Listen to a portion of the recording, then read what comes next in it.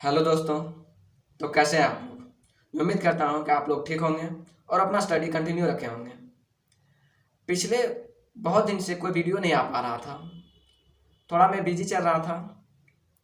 मैं अभी income tax department में एमटीएस के पोस्ट पे हूँ।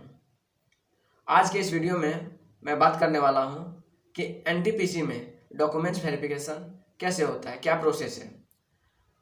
मैं 19 जनवरी को लेवल 5 का डॉक्यूमेंट्स वेरिफिकेशन करवा के आया। तो हम लोगों का रिपोर्टिंग टाइम 8 बजे था। वेरिफिकेशन मुंबई में हो रहा था।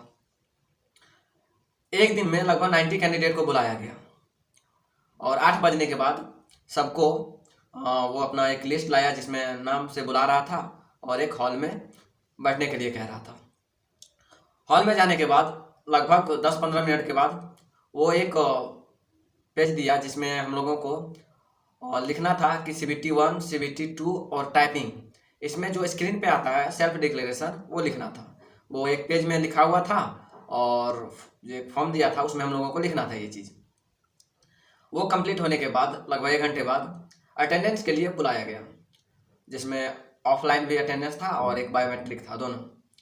वो सब कंप्लीट होने के बाद फिर वो बाय नेम बुलाया और जितना भी डॉक्यूमेंट्स था ज़रूरत, यानी कि आपको मैट्रिक का मार्कशीट एंड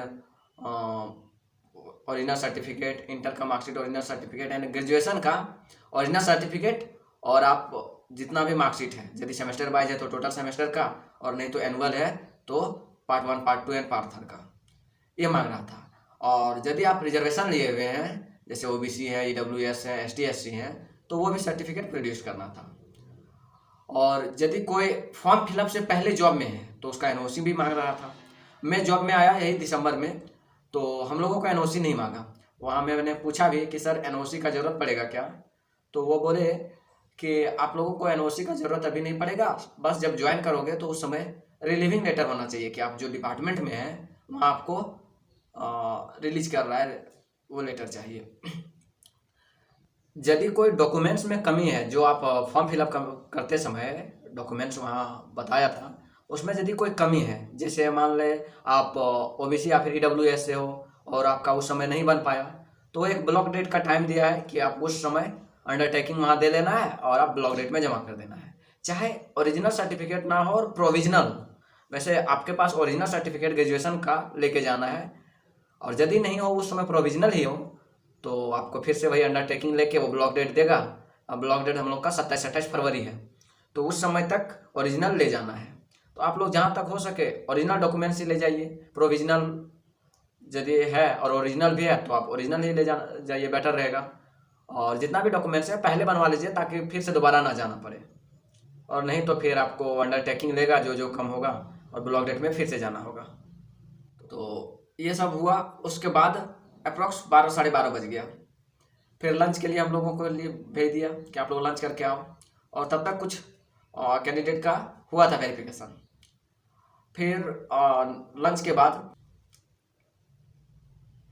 बाद हम लोग आए।